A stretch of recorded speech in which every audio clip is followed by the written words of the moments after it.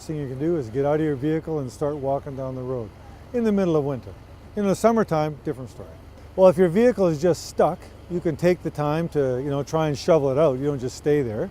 But in the other scenarios where the vehicle's not working, if it just stalls, you could try to see if you can get it to work. But after a reasonable amount of time, it's going to be clear that if it's still clear you can't get your vehicle out of where it is or get it working again, then you need to just prepare to stay inside that vehicle and wait for someone to come and find you.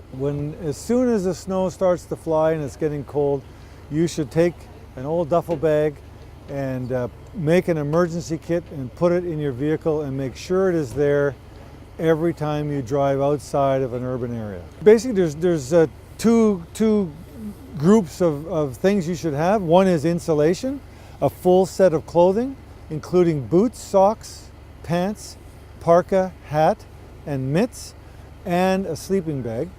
And you think, is there usually one or two people in this vehicle? If there's two, you can have two sets of everything. And just remember that if you've got clothing and a sleeping bag, in worst case scenario, you can split that up. One person gets the sleeping bag, one person gets the clothing.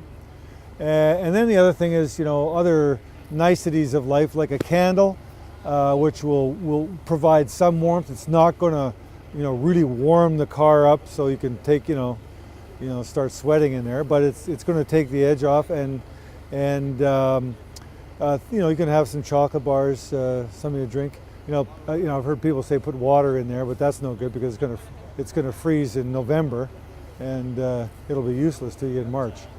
And if you put a soft drink in there, it's going to blow up the can. I think most people don't have an emergency kit, but most people could put together all of this stuff. If you've lived in Winnipeg all your life, you've got an extra parka, you've got old boots, you've got an old sleeping bag somewhere, or you certainly have an old quilt somewhere that you're not using. Now, if you didn't have a sleeping bag and you didn't want to go buy one, I like being able to zip up and being in a container.